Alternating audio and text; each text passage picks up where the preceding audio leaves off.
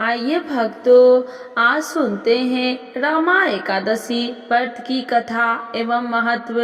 तो एक बार बोलिए प्रेम से रमा एकादशी माता की जय, विष्णु भगवान की जय, लक्ष्मी माता की जय। इस वर्ष रमा एकादशी या रंभा एकादशी 28 अक्टूबर दिन सोमवार को मनाई जा रही है।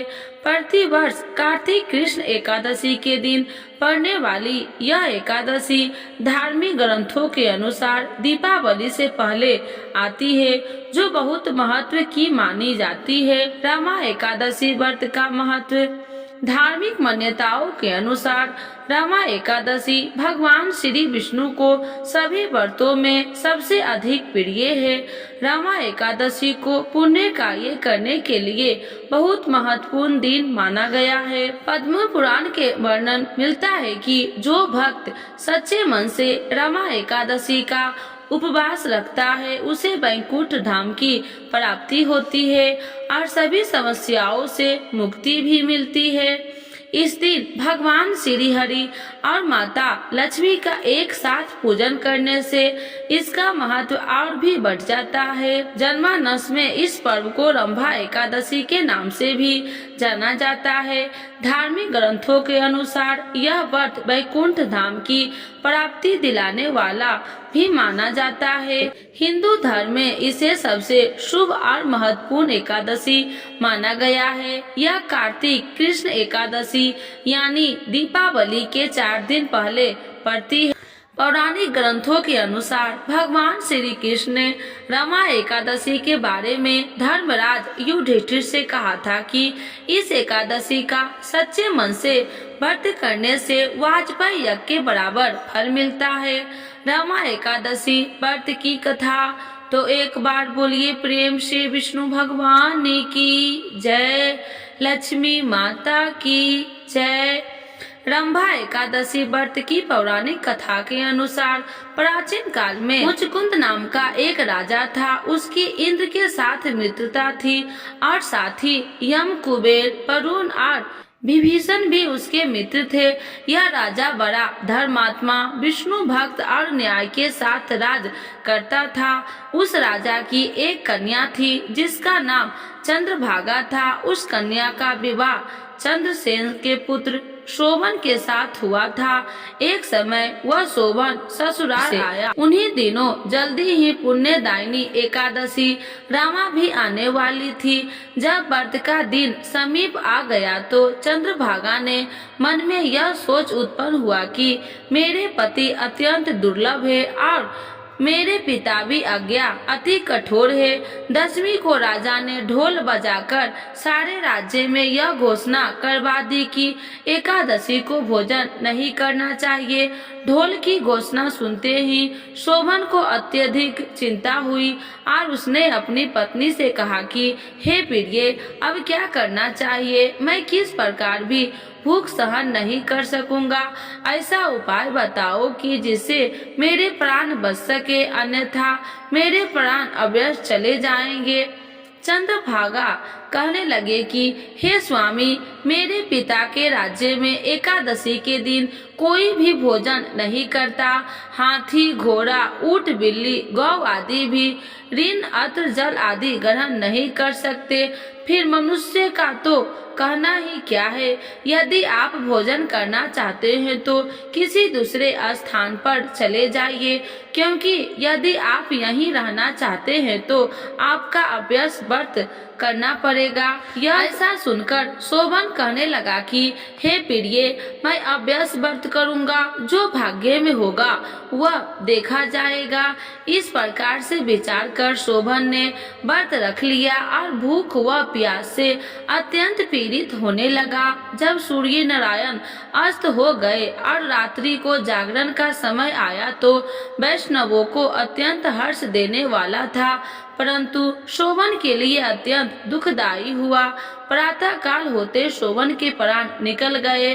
तब राजा ने सुगंधित काष्ठ से उस दाह संस्कार करवाया, परंतु चंद्रभागा ने अपने पिता को आज्ञा से अपने शरीर को दंग नहीं किया और शोभन की अंत्य दृष्टि क्रिया के बाद अपने पिता के घर में ही रहने लगी। रमा एकादशी के प्रभाव से शोभन को मंदराचल पर्वत पर धन्य धान्य से युक्त तथा शत्रुओं से रहित एक सुंदर देवपुर प्राप्त हुआ। वह अत्यंत सुंदर रत्नार वेदुरमणि जटिल स्वर्ण के खंभों पर निर्मित अनेक प्रकार के अष्टापिक मणियों से सुशोभित भवन में बहुमूल्य वस्त्र आभूषण तथा छत्र व चबर से विभूषित गंधर्व और अप्सराओं से युक्त सिंहासन पर आरूढ़ ऐसा शोभायान होता था मानो दूसरा इंद्र विराजमान हो।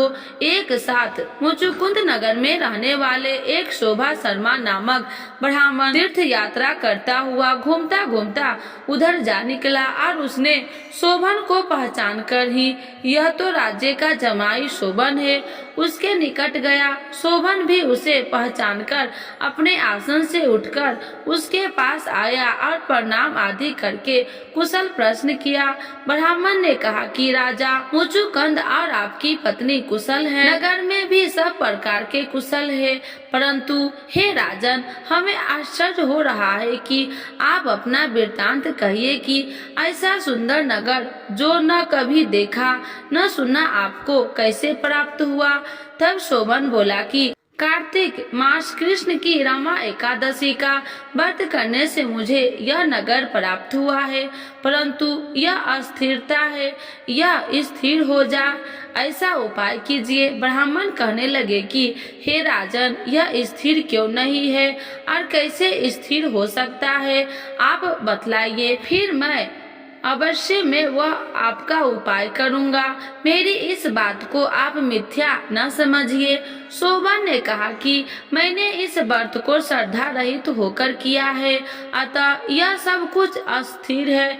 यदि आप मुचुकुंद की कन्या चंद्रभागा को यह सब वृत्तांत कहे तो वह स्थिर हो सकता है। यह सुनकर उस श्रेष्ठ ब्राह्मण ने अपने नगर लौटकर चंद्रभागा से सब वृत्तांत कह सुनाया।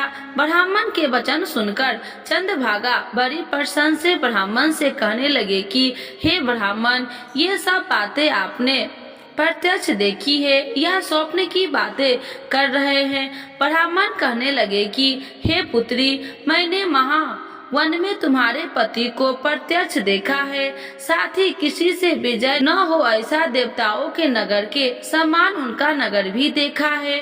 उन्होंने यह भी कहा है कि यह स्थिर नहीं है, जिस प्रकार वह स्थिर रह सके सो उपाय करना चाहिए। चंद्रभागा कहने लगे कि हे वृप, तुम मुझे वहाँ ले चलो, मुझे पति देव के दर्शन की तीव्र लालसा है। मैं अपने किए हुए पुण्य से उस नगर को स्थिर बना दूंगी। आप ऐसा कार्य कीजिए जिसमें उसका हमारा संयोग हो, क्योंकि वियोगी को मिला देना महापुण्य है। शोभा शर्मा यह बात सुनकर चंद्रभागा को लेकर मंदराचल पर्वत के समीप वामदेव ऋषि के आश्रम पर गया। वामदेव जी ने सारी बात सुनकर वेद मंत्रों के उच्चारण से चंद्रभागा का अभिषेक कर दिया। तब ऋषि के मंत्र के प्रभाव और एकादशी के व्रत से चंद्रभागा का शरीर दिव्य हो गया और वह दिव्य गति से प्राप्त हुई। इसके बाद बड़ी प्रसन्नता के साथ अपने पति के निकट गई। अपनी प्रिय पत्नी को आते देखकर शोभन अति प्रसन्न हुआ और उसे बुलाकर अपनी बाई तरफ बैठा लिया। चंद्रभागा कहने लगे कि हे प्राणनाथ, आप मेरे पुण्य को ग्रहण कीजिए। अपने पिता के घर पर जब मैं 8 वर्ष की थी तब से विधि पूर्वक एकादशी के व्रत को पूरी श्रद्धा से करती आ रही हूँ। इस पुण्य के प्रताप से आपका यह नगर स्थिर हो जाएगा तथा समस्त कर्मों से युक्त होकर प्रलय के अंत तक रहेगा। इस प्रकार चंद्रभागा के दिव्य आभूषण और वस्त्र से सुसज्जित होकर अपने पति के साथ आनंद पूर्वक रहने लगी। इसीलिए जो मनुष्य रमा एकादशी का व्रत करते हैं, इसके प्रभाव से उनके ब्रह्म हत्या सहित समस्त पाप नष्ट हो जाते हैं। और जो मनुष्य इस महात्म्य को पढ़ते अथवा सुनते हैं, वे समस्त पापों से छुटकारा विष्णु लोक को प्राप्त होता है। ऐसी रमा एकादशी व्रत की महिमा है। तो एक बार बोलिए प्रेम से रमा एकादशी माता की जय, विष्णु भगवान की जय, लक्ष्मी माता की जय। आइए भक्तों, आज सुनते हैं तुलसी माता की चालीसा। यह चालीसा सुनने से होती है हर रोगों से मुक्ति, मिलती है सुख समृद्धि का आशीर्वाद।